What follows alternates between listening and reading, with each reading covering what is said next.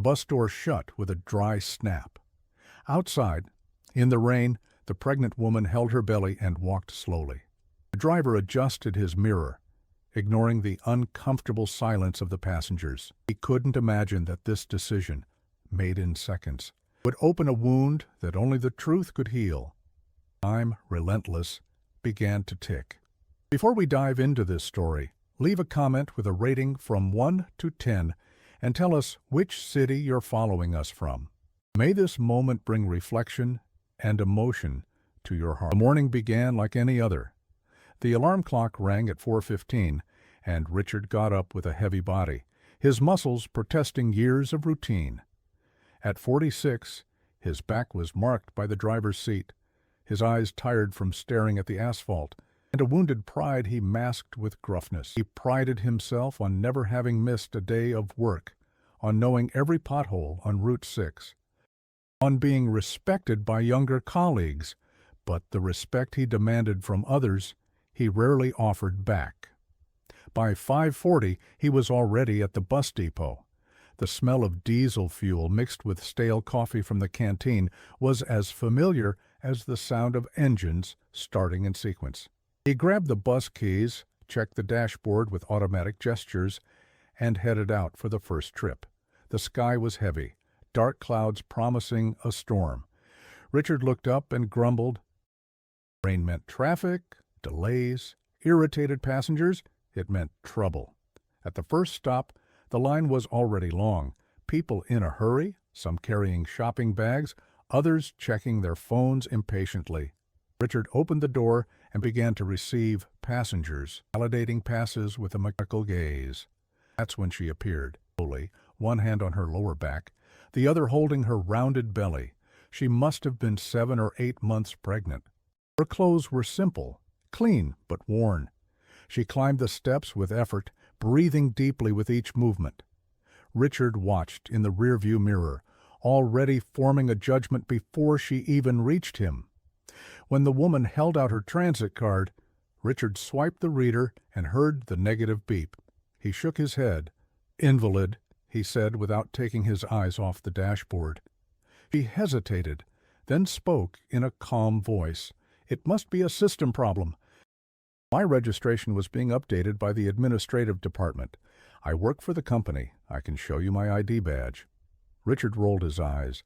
He had heard every possible excuse over the years. Company employees trying to get on without paying, students with expired IDs, seniors without identification. To him, they were all the same. Opportunists trying to take advantage. No valid pass, no entry. Get off. "Please," she insisted, her voice still serene but with a thread of urgency. "I have a prenatal appointment in half an hour. I can sort out the registration problem later, but I need to get to the hospital."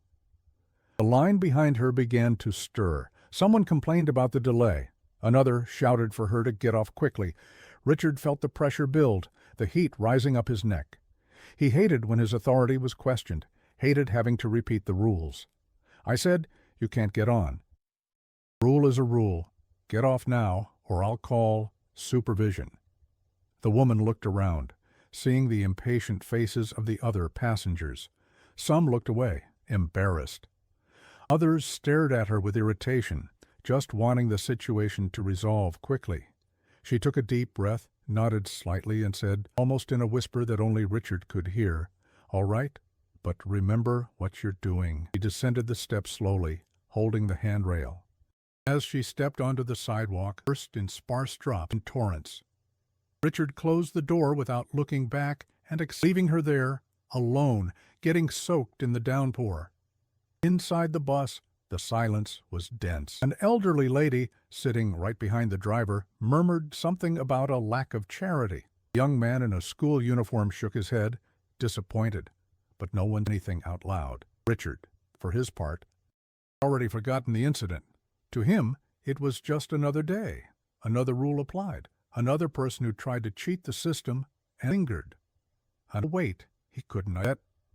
"Remember what you're doing," echoed in his mind like an incomprehensible word. He shook his head, trying to focus on the wet road. What Richard didn't know was that moment. That decision made in seconds was already being observed. A security camera at the bus stop had recorded everything. A passenger, indignant, had filmed it with their cell phone, and the woman he had expelled carried more than just a baby in her womb. She carried the power to change everything.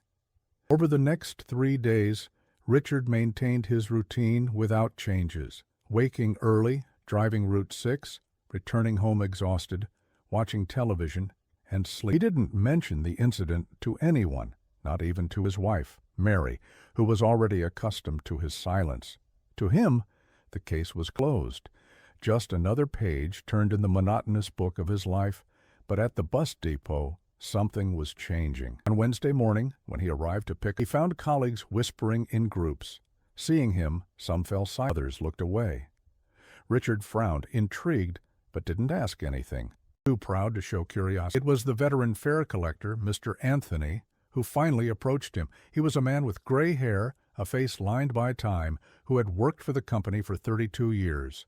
He pulled Richard aside, away from the others, and said in a low voice, "You see the announcement?" "What announcement?" Richard, impatient. "It's at the entrance. Extraordinary Conduct Review. They're going to review service protocols and apply disciplinary measures where necessary. They say people are coming from outside, from headquarters." "Richard, so what? We've had this before. Some suit and tie types come in.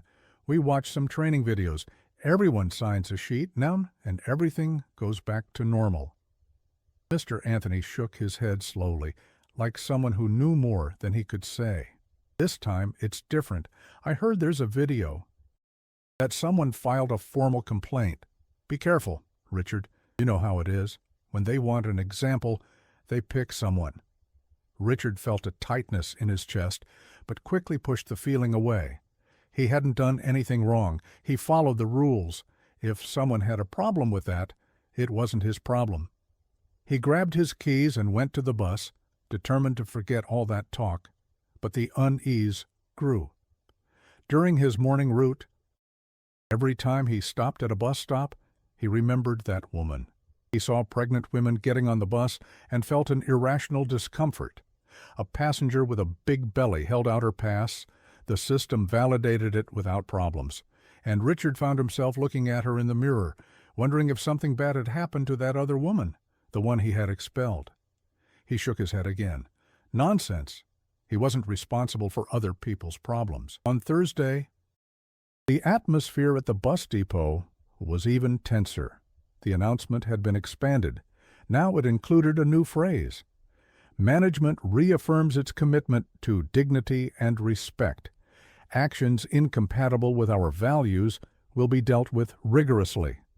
Richard read and reread the message. Dignity, respect, rigor. The words seemed directed at him, although no name had been mentioned. He looked for Mr. Anthony again, but the veteran was busy and just waved from afar, as if preferring not to get involved. In the afternoon, when he returned to the depot after his last route, he found unusual activity. Cars parked in the management reserve spots, people in suits moving through the corridors. A film crew was documenting the terminal's structure. Richard stopped at the door, observing everything with suspicion. Someone next to him commented, "Looks like there's a meeting tomorrow. Everyone has to attend." He didn't like the tone. General meetings were never good news. On Friday, at 10 in the morning, all drivers, fare collectors, and administrative staff were summoned to the headquarters auditorium. The space, normally used for bureaucratic training, was full. Richard sat in the back, arms crossed, face grim. He expected to see the regional director, perhaps a human resources manager, but who walked onto the stage left him completely stunned. It was her, the same woman, the same calm face, same serene posture, but now she wore a dark blazer, her hair pulled back in an elegant bun, and beside her were 3 executives Richard recognized from photos on the company's bulletin boards. One of them was the CEO of the holding company that controlled the entire regional transport network. He picked up the microphone, and the room instantly fell silent. Her voice was firm, but not aggressive. "Good morning. My name is Helen Miller. And 4 months ago, I took over executive management of this holding company. Many of you don't know me personally, and that was intentional." She paused, letting the words sink in. "In recent months, I've been visiting terminals, bus stops, stations, not as an executive, but as an ordinary passenger. I wanted to understand firsthand how our employees treat the public that sustains this company."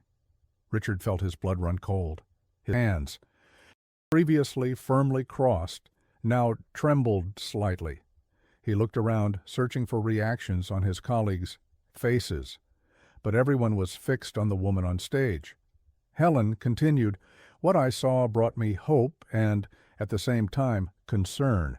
I saw dedicated, kind professionals who understand that serving the public is a mission of dignity. But I also saw negligence. I saw disrespect. I saw people being treated as numbers, as inconveniences, as inferiors."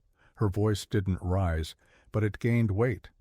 "And I saw a pregnant woman being expelled from a bus in the rain because the system had a temporary registration error, an error that, by the way, was our responsibility to correct." The silence in the room was absolute. No one moved.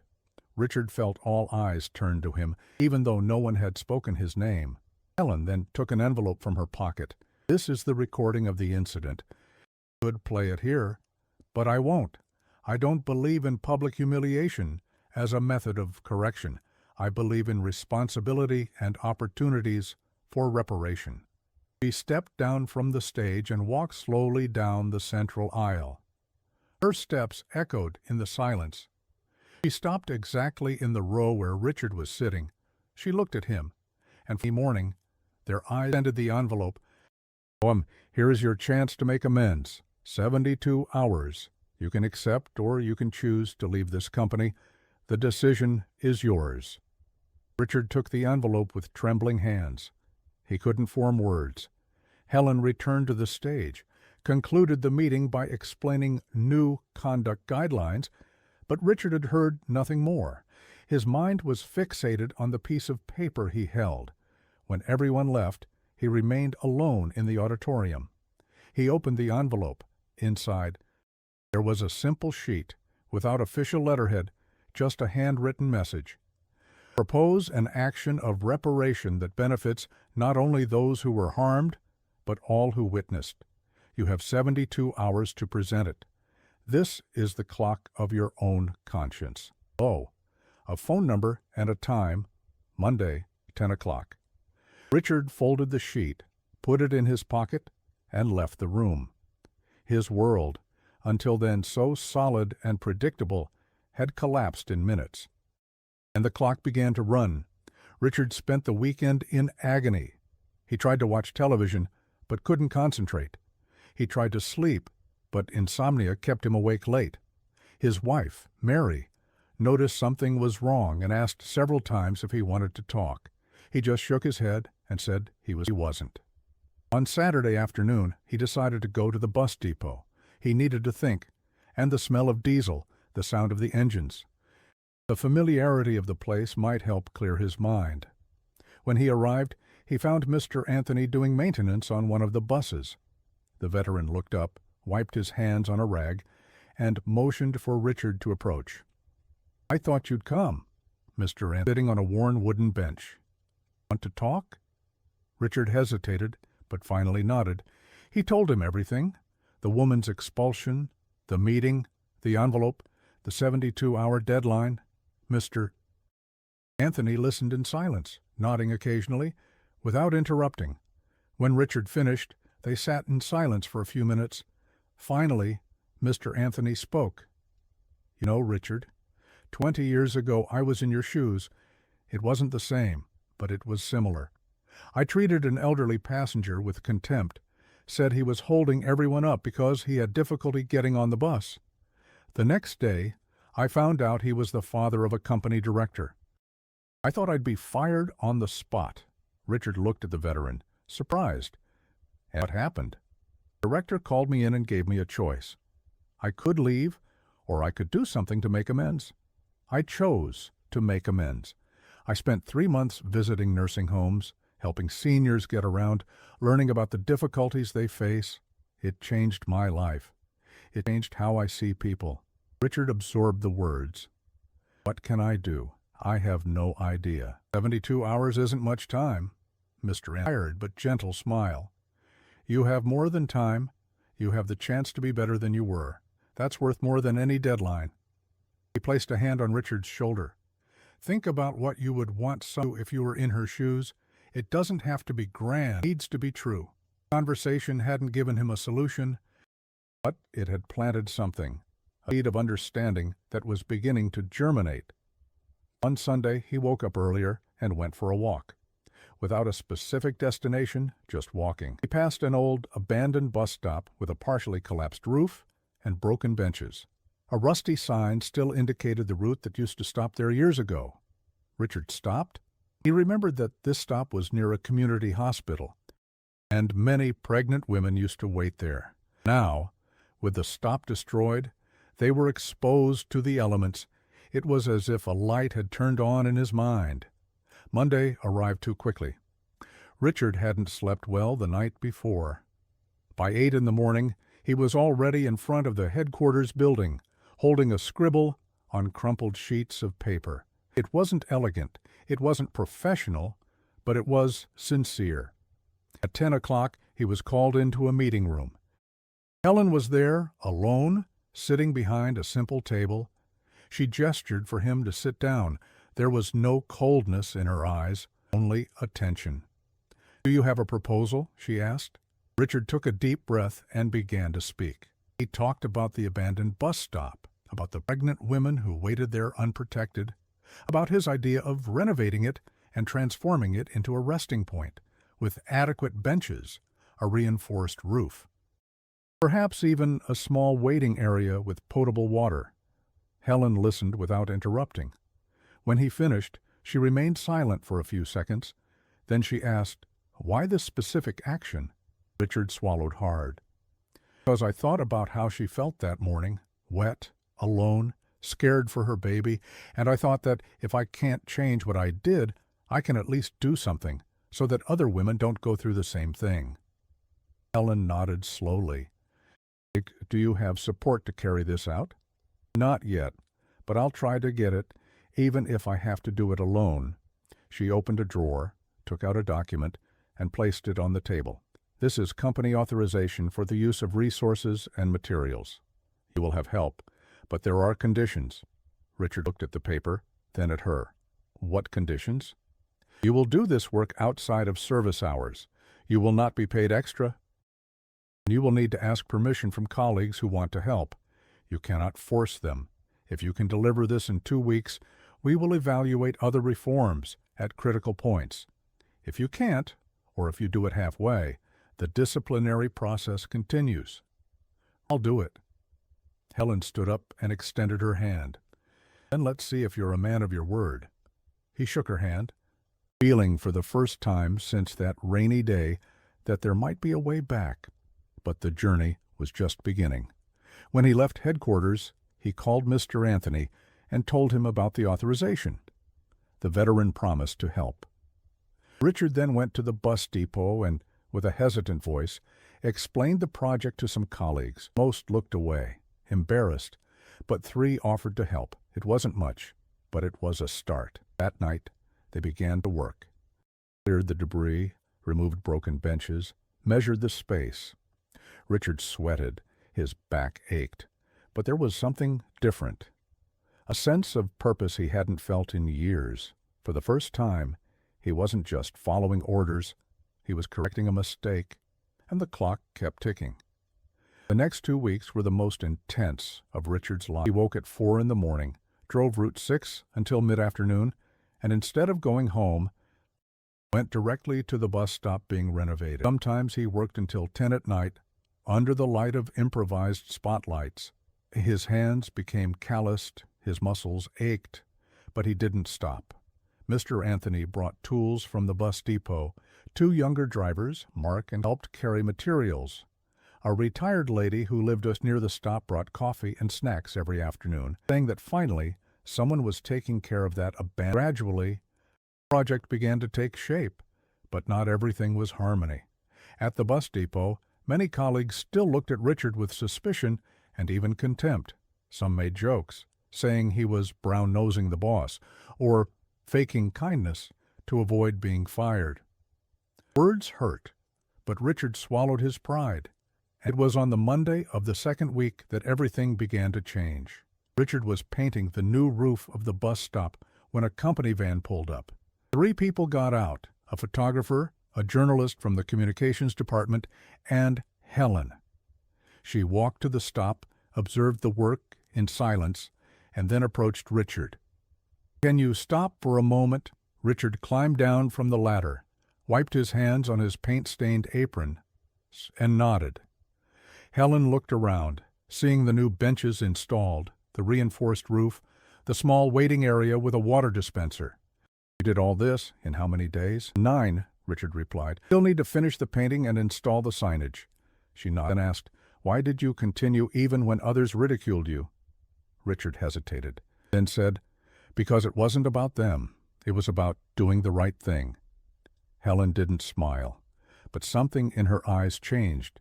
She turned to the journalist and said, "Document this. I want the entire company to see it."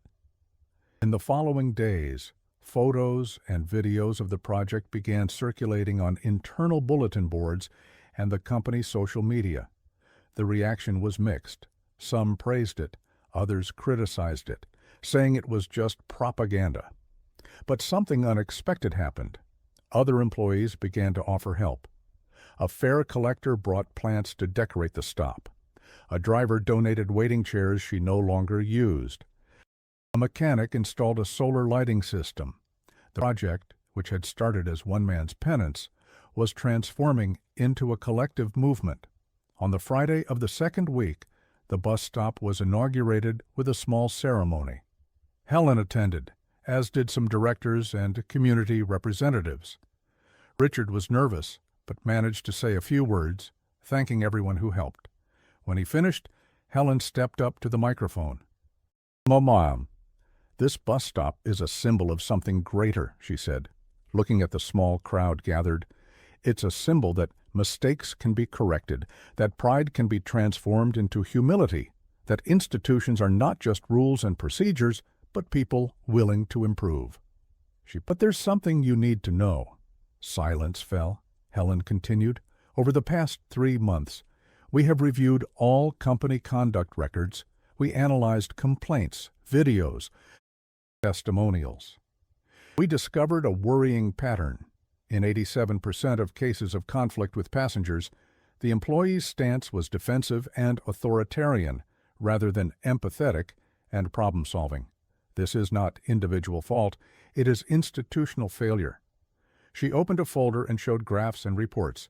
"For years, we prioritized punctuality and efficiency over dignity and respect. We trained you to follow rules, but not to understand people. That culture needs to change, and it will change." Helen then announced a series of measures. Every employee would undergo empathy and conflict resolution training. There would be a quarterly service audit with passenger participation. Cases of discrimination would result in immediate suspension, but also an opportunity for re-education before termination. And, most importantly, employees who demonstrated initiative for improvement, like Richard, would be recognized and promoted. When the ceremony ended, Helen called Richard aside. They walked to the newly renovated stop and stood there, watching the first passengers sit on the new benches, protected from the rain that was beginning to fall. "Do you remember what I said that morning? Remember what you're doing?" "Exactly." "And you remembered. It took a while." "You remembered." She took a new ID badge from her and handed it to him. "Starting next week, you will be a field supervisor responsible for training new drivers in ethics and customer service. It's not a promotion out of pity. It's recognition for genuine transformation." Richard held the badge, feeling the weight of that piece of plastic. It wasn't just a symbol of rank. It was proof that people can change. But Helen still had something to say. "There's one more thing you need to know. I was pregnant that morning. Yeah, I was also in doubt." Richard frowned, not understanding. She explained, "My father founded this company 40 years ago.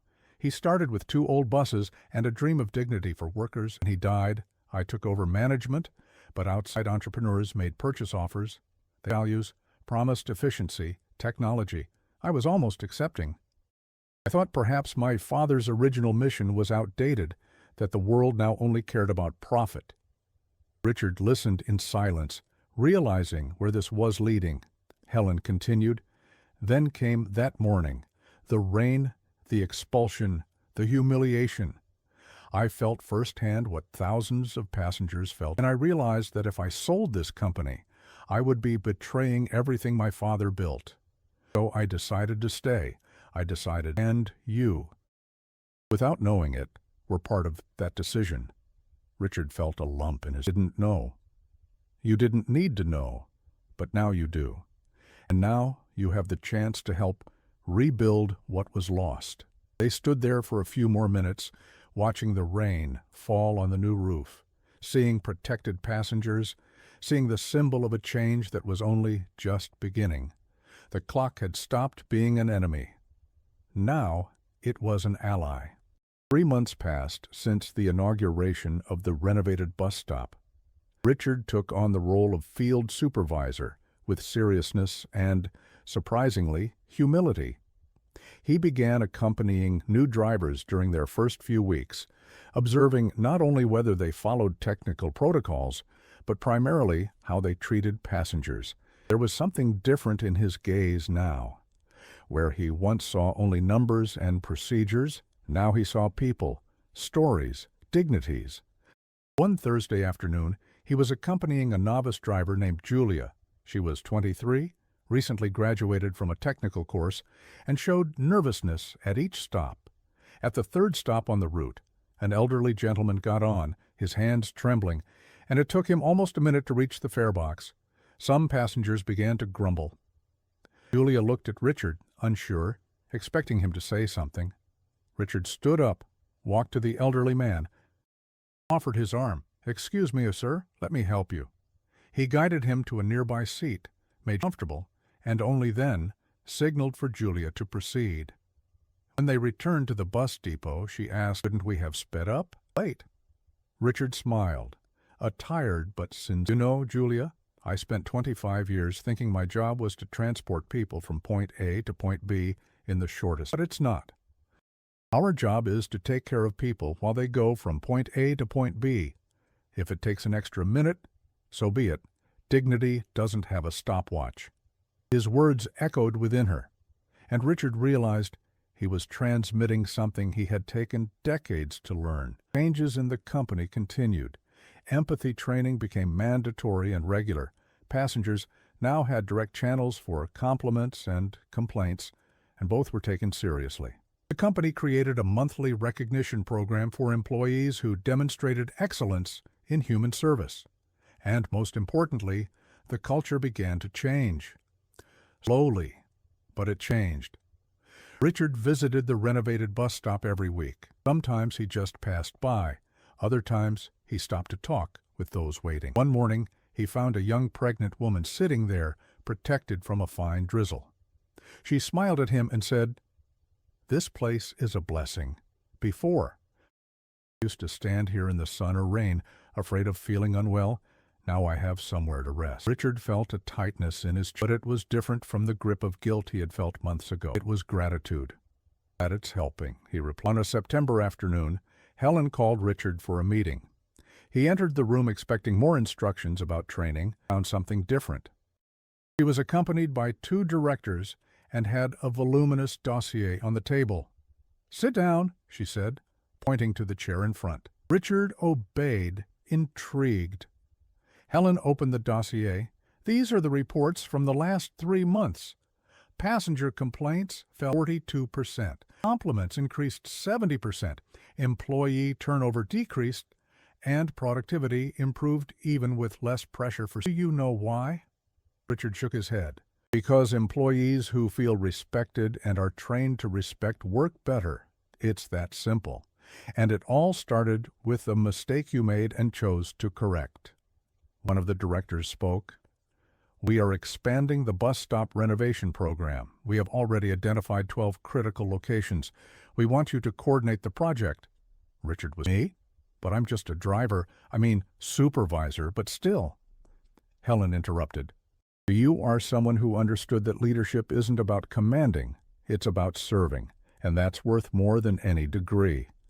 She lit a contract across the table.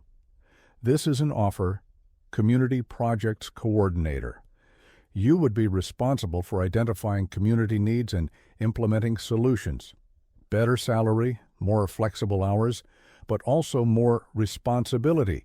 Think it over carefully. Richard looked at the document. Then he looked at Helen. Can I ask a question? Of course. That day in the rain, did you really have a prenatal appointment? Helen nodded. I did, and I was late. The doctor still saw me, but I kept thinking about the women who wouldn't be so lucky, who would miss their appointments and perhaps put their baby at risk. I thought about how often that happened, how many people were treated as inconveniences by systems that were supposed to serve them. She paused. That day changed a lot. For me, for you, for this company. Richard picked up the pen and signed the contract, not because he wanted a better salary or a higher position, but because he had finally found a purpose that made sense. In the following months, he coordinated the renovation of all 12 identified bus stops. Each one gained not only physical structure, but also symbolism. Signs with messages of dignity and respect were installed. Benches received cheerful colors. Waiting areas became small urban refuges.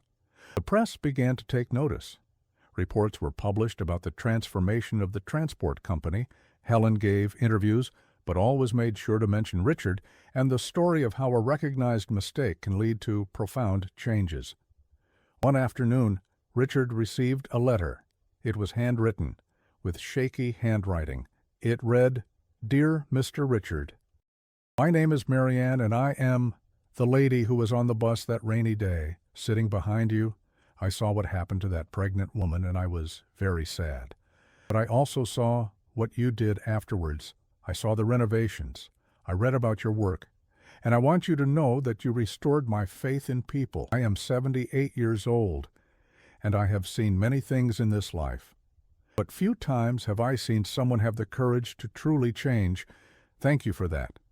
May God bless you. Richard read and reread the letter. Then he put it in his wallet, where he also carried his old driver's badge. Two objects, side by side, told the story of a journey he had never imagined taking. 1 year after the incident, the company organized a ceremony to celebrate the transformations.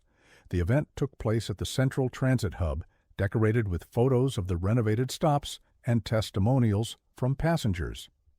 Richard was on stage. Alongside Helen and other collaborators who had participated in the projects, Helen picked up the microphone. A year ago, this company faced a choice. We could continue prioritizing only profit and efficiency, or we could remember why we exist. We chose to remember. And today, we are here to celebrate not just renovated structures, but transformed lives.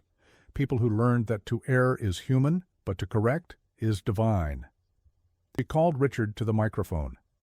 He hesitated, still uncomfortable with public attention, but went up. He looked at the audience, saw faces of colleagues, of passengers, of people he didn't even know, but who were there because they believed in change. I'm not good with words, he began, trembling, but I want to say one thing. For many years, I thought being strong meant not giving in, not admitting error, not showing weakness. But I learned that true strength is recognizing when you're wrong and having the courage to fix it, not out of fear of losing your job, but because it's the right thing to do. Took a deep breath. If I could change, anyone can. And if this company could change, any institution can. The applause was long. Richard descended from the stage with teary eyes, but it was pure emotion. A catharsis from someone who had finally made peace with himself. That night, returning home, he passed the renovated bus stop where it all began. The rain was falling again, but now there were people protected, sitting, waiting for the next bus with tranquility. Richard stopped his car and watched for minutes. A new sign had been installed there, and he read the words written, "Procedures exist to serve people. When we forget that, we lose our humanity." The motto that Helen had created was now printed at all renovated on the walls of the bus depot, in training materials. Richard, it had a deeper meaning. It was a daily reminder that every decision matters. Gesture counts. Every person deserves dignity. He started the car and drove home, waiting for him with dinner ready. And decades, he had stories of people helped, of lives touched, of purpose found. The clock on the wall read 9 o'clock. The same clock that, a year ago, seemed like a relentless enemy, was now just a marker of time. Because Richard had learned that what matters is not how much time we have, but what we do with it. And he, finally, was doing the right thing. This story touched your heart. Leave a like so more people can find it. Subscribe to the channel to follow other narratives that celebrate dignity, truth, and the human capacity for transformation. And in the comments, tell us, have you ever had a second chance to fix a mistake? How was that experience? Your story might inspire someone who needs to hear that it's never too late to change. Carry forward what the truth asked of you today. If you find a closed gate, remember, opening doors begins by not staying silent in the face of injustice, but also by recognizing when we ourselves close doors for others. True change happens when we look inward before pointing outward.